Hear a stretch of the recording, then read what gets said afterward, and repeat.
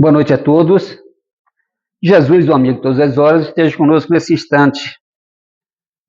Muita alegria que mais uma vez nós estamos na casa, né?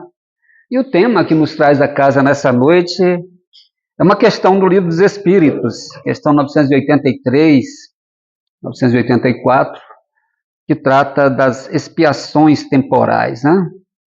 Dos sofrimentos temporais. Todos nós passamos por dificuldades, sejam elas de natureza íntima, sejam conhecidas, de natureza afetiva, enfim, emocional, espiritual. Tem o capítulo do Evangelho, capítulo 5, que Kardec está no tema bem-aventurados aflitos, né? E certamente aqui não tem ninguém aflito, né? Nenhum tipo de aflição. Todos nós temos alguma aflição, e Jesus sabia disso. É uma das características principais do planeta em que nós vivemos é a transitoriedade. Tudo é absolutamente transitório. Porque o planeta de expiação e provas, que é o caso do nosso orbe da Terra, é um planeta onde as coisas não são firmes, não são fixas, né? O próprio modelo de física que rege o nosso mundo é um modelo que tende à entropia, que tende não, ele é praticamente fundamentado na entropia, onde tudo se desfaz, né? Então, os nossos ciclos, se você fizer uma análise regressiva da sua vida há 10, 15 anos atrás, você estava passando por algumas dificuldades, ou talvez você estivesse muito feliz, você estava vivendo um grande amor, ou talvez você estivesse vivendo uma decepção amorosa, você estava vivendo uma fartura financeira, ou estivesse com dificuldade, mas essas coisas passaram. E a gente passa por momentos de tristeza, passa por momentos de alegria, passa por momentos de enfermidade, passa por momentos de dificuldades financeiras, de dificuldades afetivas, de relacionamento familiar, de relacionamento de amizade, de problemas profissionais. Todos nós passamos por alguma coisa. E em alguns momentos nós nos sentimos injustiçados. Né? Muitas vezes a gente acredita que não vai ter condições de superar aquela dificuldade, e hoje você olha para trás e fala, nossa, passou, e eu aprendi muito. Aprendeu a ponto de você conseguir orientar pessoas, de você conseguir acalmar, de você conseguir reestruturar famílias, vidas, seus filhos, seus parentes, pessoas que têm um relacionamento com você, e de alguma forma você já passou por aquilo, tem possibilidade de orientar e de conduzir baseado em experiências que você construiu, que você venceu, que você superou. E todos nós podemos, todos nós conseguimos. E muitas vezes a gente sente até aquela vontade, assim, nossa, se eu desencarnasse seria melhor. Isso não significa que a gente quer se matar, não é isso, não quer cometer suicídio.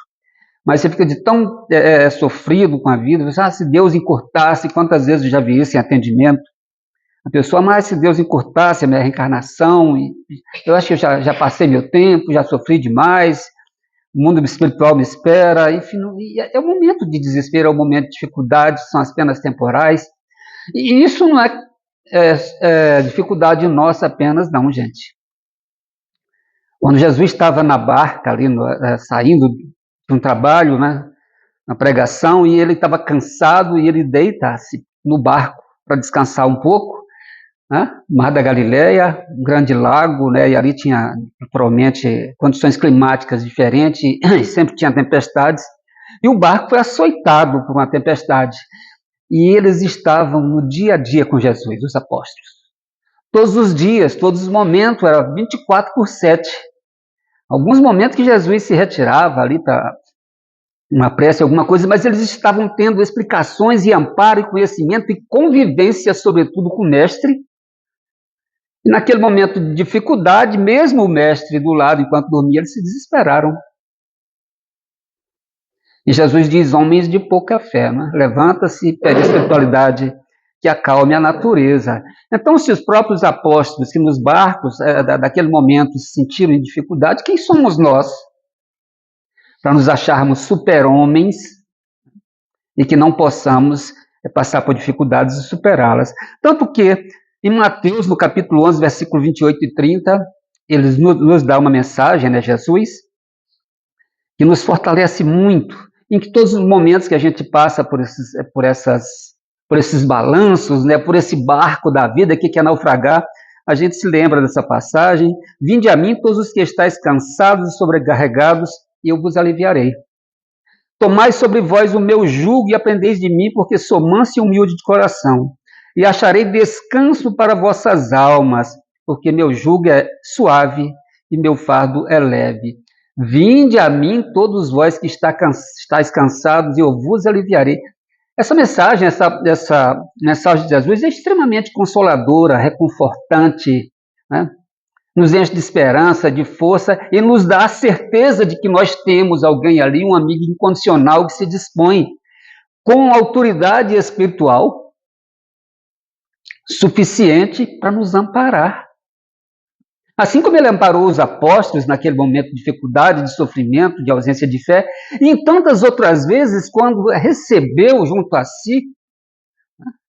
É interessante, porque mesmo a espiritualidade nos conta que no momento do desencarne de Jesus na cruz, o tempo que ele passa, né, os dias, a primeira atitude que ele tem é ir em socorro de Judas, que tinha suicidado. Então Jesus não nos abandona, não deixa ninguém para trás. É aquela história de ninguém solta a mão de ninguém. Mas Kardec, na questão 983, ele pergunta: não experimenta sofrimentos materiais o espírito que expia suas faltas em nova existência? Será então exato dizer-se que depois da morte só há para a alma sofrimentos morais? É porque eu estava num velório, né? Convidaram um velório, um pai de um amigo, e aí alguém foi e falou: nossa, agora o senhor vai descansar e tal. Mas será? Será que quando nós desencarnamos? Porque a sensação que as pessoas têm é que após o desencarne nós vamos descansar. Mas nós espíritas sabemos que não é bem assim, né? Não existe esse descanso eterno. O mundo espiritual não está prontinho, assim como a gente imagina, não. Eu falei há pouco que nós vivemos no mundo natural, que esse mundo natural é regido por um modelo específico de física, que tende à entropia, mas o plano espiritual também é um mundo natural. E ele é regido por um modelo de física que nós não conhecemos. Então ele não está pronto, assim, tudo da construção divina, ela continua em expansão. Quando nós pegamos a obra de André Luiz, que nós vemos as colônias espirituais, os postos de socorro, todo o desenvolvimento da espiritualidade, os desencarnes, as migrações e imigrações do mundo dos espíritos, toda essa movimentação que acontece é uma coisa extremamente dinâmica. Então, não está pronto, a gente vai desencarnar e vai chegar lá, para a Bezerra de Menezes numa cadeira, Jesus na outra, pronto, meu filho está aqui. Não, o processo é de construção e de aprendizado, e a gente vê André Luiz sofrendo com esse aprendizado, com a dominação das próprias características espirituais que o espírito tem, no domínio de volitação, de alimentação, de vocalização da possibilidade de comunicação. E a gente, porque nós lemos lá no mundo, no livro dos espíritos, que os espíritos se comunicam pelo pensamento. Comunicam, mas quando você chega ao mundo espiritual, você não está pronto para se comunicar pelo pensamento, não. Você ainda vai precisar verbalizar e vocalizar, até você dominar a técnica de se comunicar pelo pensamento. Por isso esse processo de transição, porque a morte não nos transforma em espíritos avançados, né? Elevados. Não, a gente passa por um processo de transição, de adaptação, é como se fosse ali uma reconstrução de todos os processos e um domínio, né, daquilo que a gente tem. Então, quando Kardec faz essa pergunta, não experimenta sofrimentos materiais o espírito que expia suas faltas em nova existência? Será então exato dizer que depois da morte só há para a alma sofrimentos morais? Kardec aqui ele faz uma distinção entre dois tipos de penas, entre aspas, né? Porque Deus a ninguém castiga e a ninguém perdoa. Perdoa no sentido de apagar a falta, tá? Ele nos dá a oportunidade de nós retornarmos à escola terrena e, através da reencarnação, por um processo de mérito e reconstrução, nós possamos resgatar, reconstruir, recuperar aquilo que nós erramos. É uma reconstrução de caminho, uma reconstrução de vida, é uma reconstrução de estrutura, de projetos que nós assumimos e não tivemos condições de continuar. Então, ele faz distinção entre dois tipos de penas: penas temporais, né? E as penas morais, as penas espirituais ou morais. As temporais são aquelas que o espírito sofre enquanto está encarnado.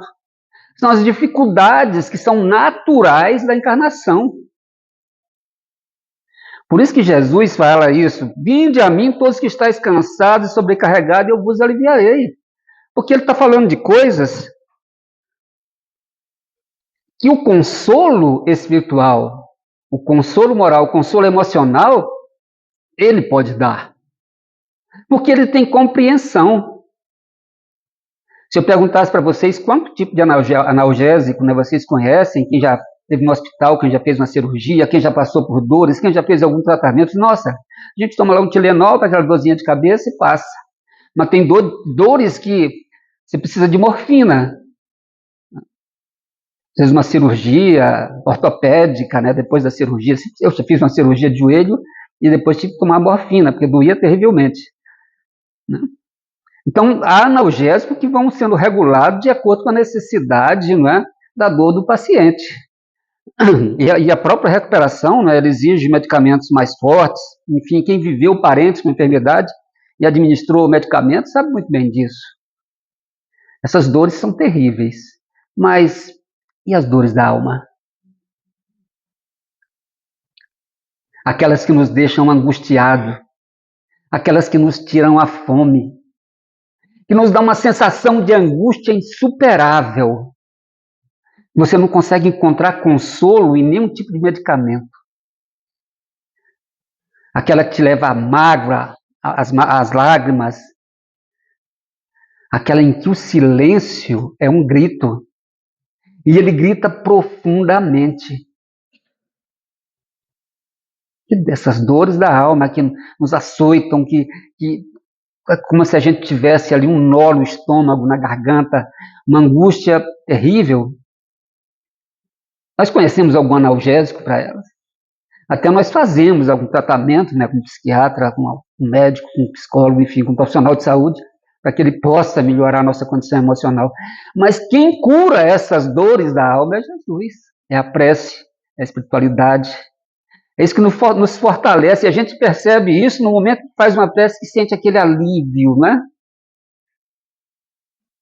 Porque nós temos vias de conhecimento e vias de acesso, melhor dizendo, a Deus. Eu tenho vias de acesso a Deus, vias não racionais e racionais. Eu posso ter uma via de acesso a Deus pela lógica, né? Só examinando aqui o tempo, a equação do cosmos, por que nós estamos num planeta que a distância do Sol, se fosse um pouquinho mais perto, não teria condições de vida, porque seria muito quente, se fosse um pouquinho mais longe também não teria, porque seria muito frio. Então nós estamos posicionados numa equação perfeita, nos deixa uma distância que dá condições de habitabilidade. Essa via de acesso a Deus eu tenho uma estrutura emocional, financeira, social, afetiva, familiar, então não passo por esse tipo de coisa. Mas nós temos acesso a Deus por vias não racionais, pela intuição. Eu sinto que Deus existe. Por que alguém disse para alguém que nunca ouviu falar de Deus que existe um ser superior? Mas nós, da vias não racionais, nós temos acesso a Deus por uma via afetiva. E é essa que se manifesta nesses momentos de sofrimento. Essa via afetiva que no momento que você faz uma prece, você faz uma petição à espiritualidade, a Jesus, a Deus, você sente no coração, você sente no seu íntimo, e você chega a dizer para o outro, olha, cheguei, eu me arrepio. Porque essa via é emocional. É o contato afetivo, magnético com o mundo espiritual e a repercussão do nosso pedido que não fica esquecido. Nós é que temos dificuldades, né?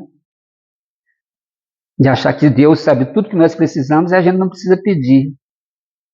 Sim, precisamos. E é no momento da prece, da resignação, da busca, que a gente sente esse alívio, né? Aí a gente se encontra com Cristo. E, de fato, nós estamos cansados e Ele nos alivia. Porque o cansaço do sofrimento espiritual nos destrói, desconstrói os nossos alicerces, né? Essa construção que às vezes a gente enxerga na pessoa, nossa, fulano é muito forte. Mas no momento de sofrimento a gente não sabe como essa pessoa reage. Mas no momento da aproximação com Jesus, há uma modificação. Isso nos fortalece, não é? Porque as penas que são relativas ao corpo físico, às enfermidades, os sofrimentos, as dificuldades, as ausências, elas fazem parte de um processo espiritual em que nós ou pedimos para passar por essa situação quando são provas, perdão, ou são expiações. Mas a gente tem que tirar da cabeça uma coisa. Hoje eu vejo muito, até no meio espírita, as pessoas se tornando hipocondríacos da alma. O espírita não pode ser hipocondríaco da alma. O hipocondríaco da alma é aquele que tudo, seu hipocondríaco dependente do remédio, né? Tudo ele busca um remédio. Se é uma dorzinha de cabeça, se ele senta nessa cadeira, ele começa numa coceira, isso aqui está contaminado, e ele tem uma paranoia mental acerca de tudo, e eu preciso tomar remédio. Então, tudo ele delega uma possibilidade de adoecer, de pegar uma enfermidade, porque ele morre de medo de morrer. Então, ele vai tentando, de alguma forma, evitar as doenças. O hipocondríaco da alma é esse tipo de espírita que tudo ele terceiriza para a reencarnação como castigo. Porque tudo ele está no sofrimento, porque tudo ele está espiando. Às vezes os acontecimentos são resultado das nossas escolhas nessa encarnação. Outras coisas nós pedimos, são provas. E outras nós potencializamos com as nossas escolhas.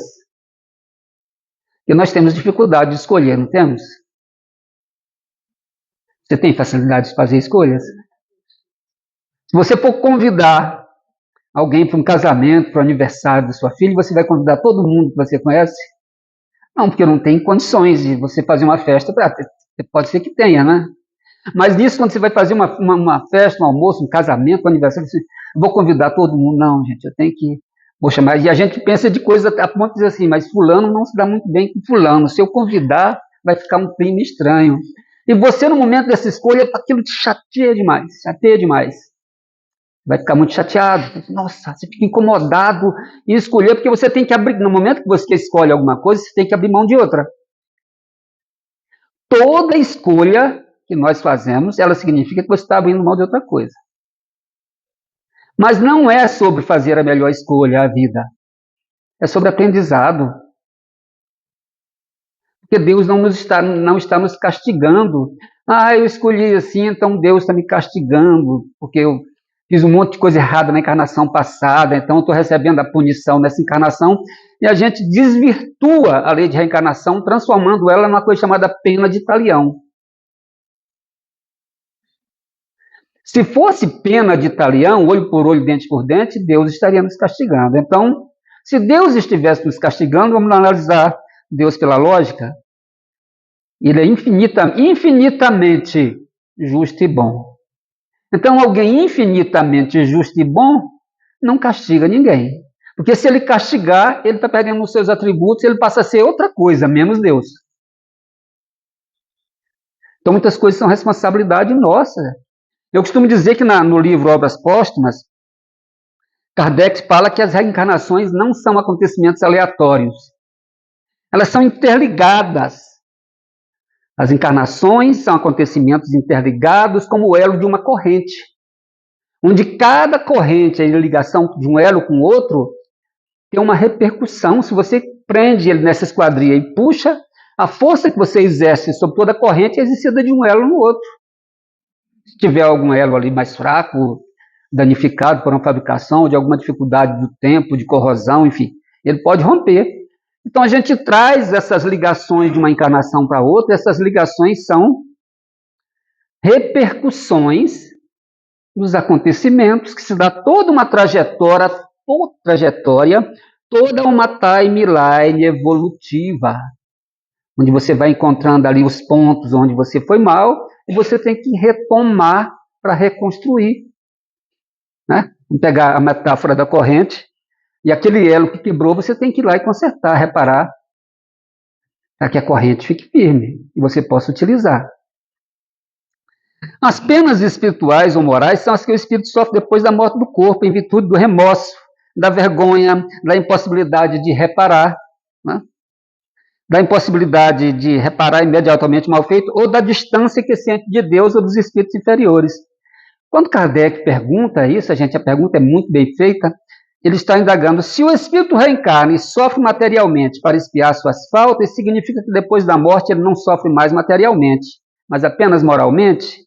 Em outras palavras, ele quer compreender como se manifesta o sofrimento nas duas condições. Como encarnado, ele já sabe. Ele quer saber como é a situação do desencarnado. E as mensagens, né, a literatura espírita, ela vem nos trazer muito disso, né? Mas qual o objetivo de Kardec fazer essas questões? É compreender a base filosófica e a base espiritual do sofrimento. Mas que a gente possa entender isso, é preciso entender sobre a lei divina ou natural. E no Livro dos Espíritos, ele pergunta na questão 614, o que se deve entender por lei natural? Lei natural é a lei de Deus, é a única verdadeira para a felicidade do homem. Indica-lhe o que deve fazer ou deixar de fazer. Olha só, prestem bem atenção. O que se deve entender por lei natural? Os Espíritos respondem: a lei natural é a lei de Deus. É a única verdadeira para a felicidade do homem. Indica-lhe o que deve fazer ou deixar de fazer. E ele só é infeliz quando dela se afasta.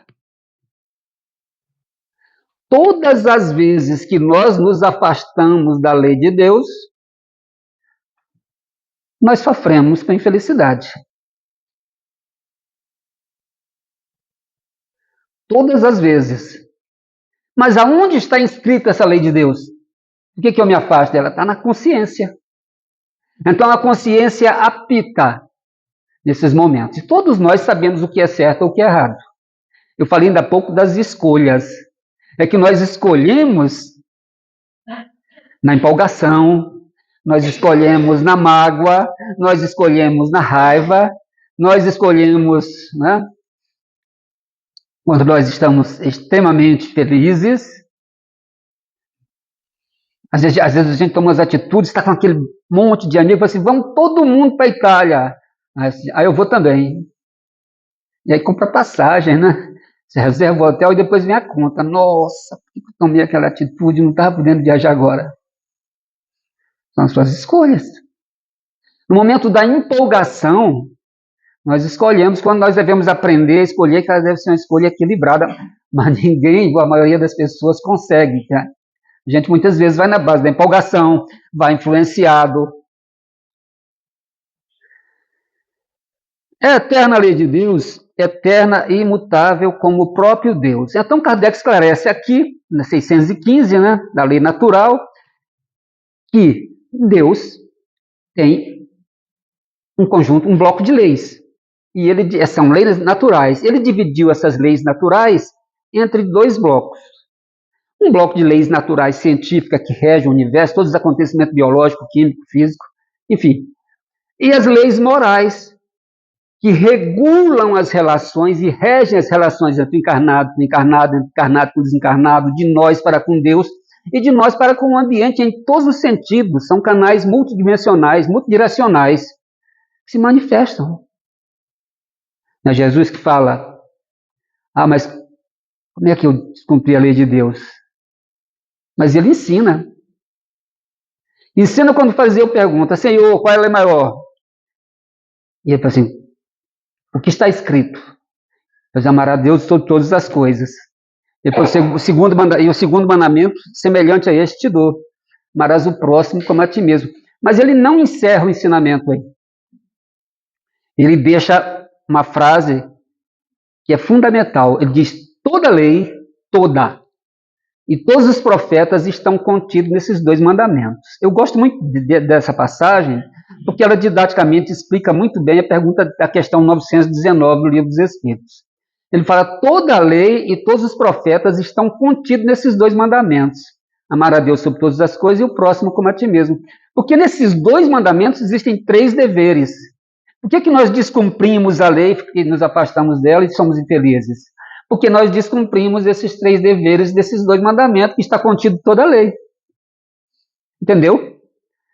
Quando é que a gente descobre qual é o primeiro dever? Amar a Deus. O segundo dever, amar a mim mesmo. O terceiro dever, amar o próximo. Se eu descumprir qualquer um desses deveres, eu descumpro os outros dois. Ah, como é seu nome? Ari. Ari é meu próximo. Se eu magoar ou prejudicar o Ari de alguma forma, eu estou descumprindo os mandamentos que Cristo falou e que representa a lei divina. Eu desagrado a Deus quando descumpro. Descumpro o primeiro mandamento, que é agradar a Deus, que Ele quer que todos os filhos se amem. Eu descumpro o terceiro mandamento, que é amar o próximo, e eu descumpro o segundo mandamento, que era amar a mim mesmo, porque eu estou criando ali uma relação de querela, enfim, de mágoa, de sofrimento. Então, também estou sofrendo. Desagrado a Deus, porque estou maltratando o próximo, um dos seus filhos. Desagrado a Deus, porque eu estou me comportando mal. E a gente percebe, se eu fizer alguma coisa contra mim mesmo, não estou prejudicando ninguém, estou desagradando a Deus. Estou desagradando, descumprindo o meu mandamento, e estou descumprindo o terceiro, mas você não tem ninguém, tem. Ainda que eu não tenha ninguém encarnado aqui, eu tenho alguém no plano espiritual preocupado comigo. Então nós não estamos sozinhos, absolutamente. Por isso que Santo Agostinho, na questão 919 do Livro dos Espíritos, ele dá uma receitinha básica. Todos os dias, parece que ele foi a única pessoa que entendeu esses dois mandamentos, né? Até escrever o Livro dos Espíritos. Antes de dormir, o que ele fazia? Examinava os 3 deveres. O que eu fiz que desagradou a Deus? Por isso que eu falo, eu acredito que talvez até ali ele era a única pessoa que tinha entendido perfeitamente os 3 deveres. Desagradei a Deus, o que eu fiz que prejudicou o próximo, o que eu fiz que prejudicou a mim mesmo? Amanhã eu vou fazer tudo diferente. Então ele entendeu o que estava contido nos 2 mandamentos. Não é isso que ele diz? Kardec? Indica-lhe o que deve fazer e deixar de fazer, e ele só é infeliz quando dela se afasta. Será possível que, questão 616, que Deus em certa época haja prescrito aos homens que noutra época lhe proibiu? Deus não se engana. O homem é que são obrigados a modificar suas leis, por imperfeitas, as de Deus são perfeitas. A harmonia que reina no universo material como no universo moral se funda nas leis estabelecidas por Deus desde toda a eternidade. Então a gente descobriu que são 3 deveres, e ela toda a lei, né? Qual é o objetivo, né, que Kardec faz isso? Esses 2 tipos de dor se complementam. Por quê? Porque eles provocam uma relação, uma reflexão espiritual. A dor nunca é castigo. Ela é sempre educação e reparação. O sofrimento físico, que é o que a gente chamou de penas temporais aí no início, é um meio pedagógico de levar o espírito à humildade. O sofrimento moral é aquele que purifica a consciência, né, e prepara o espírito para o progresso. Então, assim, tanto aqui na Terra como no plano espiritual, o objetivo das provas é regenerar, jamais punir. E senão, você tira um atributo de Deus, né, quando ele está. Gente, existe uma dinâmica interior nessa questão das penas, do sofrimento temporal, do sofrimento moral. E eu coloquei até aqui algumas anotações. Elas despertam a consciência. De que forma? Porque você mas a dor, por que a dor é um elemento pedagógico? Porque ele desperta, nos leva para um acordar para a lucidez moral. E esse acordar da lucidez moral, da moral, as penas morais são sofrimentos interiores, remorso, vergonha, por isso aquela angústia insuportável, né?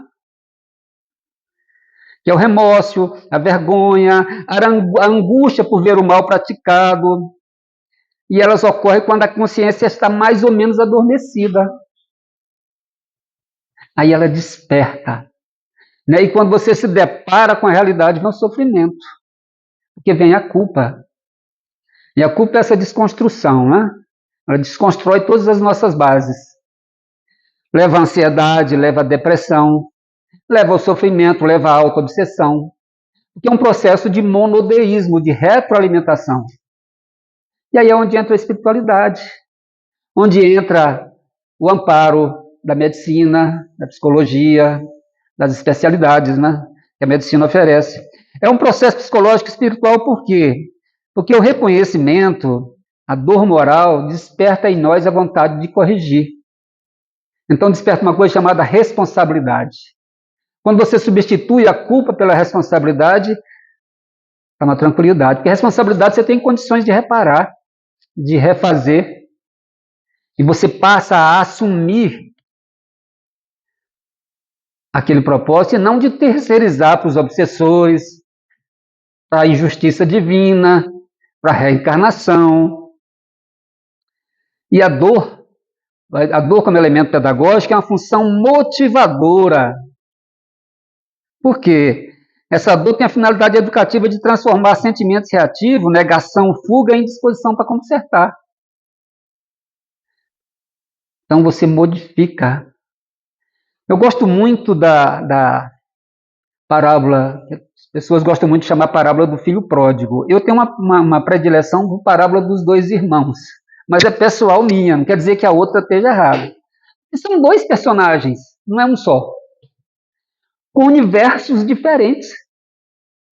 Um é focado, mas ambicioso, que espera de qualquer forma, não é, o retorno dos favores que ele está fazendo ao pai.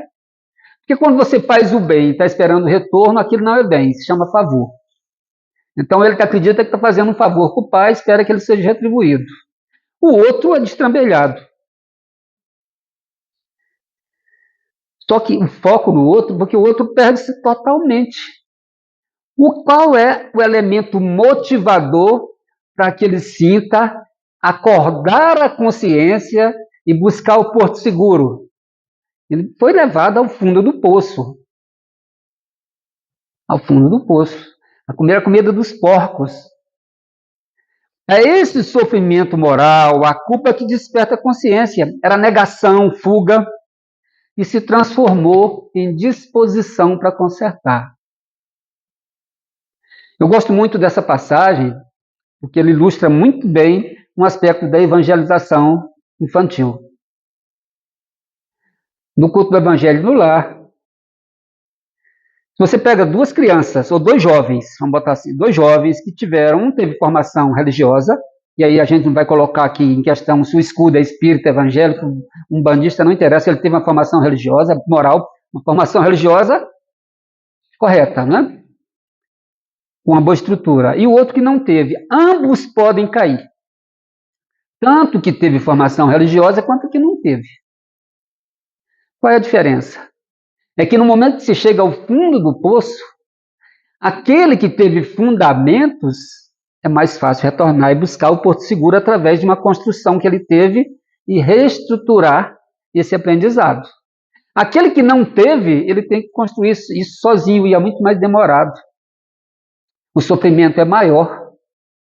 A dificuldade é muito maior. Não significa que ele não tem condições de superar. Mas aquele que tem algo em que se apega, e era exatamente a questão dele. Porque o pai, né, produziu esse conhecimento que ele consumiu. Ele se desapegou de tudo isso e foi ao fundo do poço. Mas ele se reencontra, e no momento desse retorno, de uma reconciliação, ele se baseia em fundamentos que estão no seu íntimo. Aonde está inscrita a lei de Deus? Na consciência. E o homem só é infeliz quando ele se afasta. Então ele foi na consciência. Né? É como aquele espelho. Se eu perguntar aqui para a maioria das mulheres, eu acredito que elas têm um espelho na bolsa. Nem que seja aquele do estojinho de batom. Né? Minha esposa, eu costumo brincar que quando ela vira o retrovisor do carro para corrigir o batom. Né? Aí você tem que ir lá e corrigir o retrovisor. Todos nós gostamos de espelho. O elevador, você entra a ver se está bem, né? Eu não tenho cabelo, então não me preocupo. Mas as pessoas, às vezes, está corrigido, está desalinhado, enfim. Mas tem um espelho que a gente nunca visita. O espelho se chama consciência. Porque todas as vezes que nós visitamos esse espelho, a gente se percebe amarrotado, descabelado, desalinhado, perante as leis da vida. Porque algumas coisas nos batem na consciência imediatamente. Nossa, gente, magoei tanto fulano, preciso pedir desculpa. Nossa, e aí você vai lembrando de coisas, porque você já tem conhecimento suficiente para isso aflorar, e aflora naturalmente, né? São as pequeninas coisas, que no momento que a gente olha esse espelho, a gente visita o espelho da consciência, nós nos deparamos com a nossa imagem real. E a nossa imagem real não é essa física bonitinha, bem vestida, perfumada, é uma imagem espiritual, com vícios, defeitos, imperfeições, mas que são todas possíveis de superar. Porque nós estamos num processo de construção rumo à perfectibilidade. Nós não estamos destinados a permanecermos no mesmo local, nós estamos destinados ao crescimento, né? Reino nominal, angelical. Essa é a nossa busca, a perfeição espiritual. Era o que a gente queria trazer, não é? O tema, naturalmente, ele comporta muito mais comentários, mas o nosso tempo se esgota por aqui. E nós possamos ter a certeza que todas as dificuldades nós são superadas. Você pode, você consegue, e tudo é temporal. E a gente está aqui, passa, amanhã já mudou, e a vida que segue, né? Jesus, a espiritualidade está sempre conosco, nos conduzindo nessa trajetória. Não desanimemos, Jesus está conosco. Deus nos abençoe e nos conduza de retorno aos nossos lares na sua paz.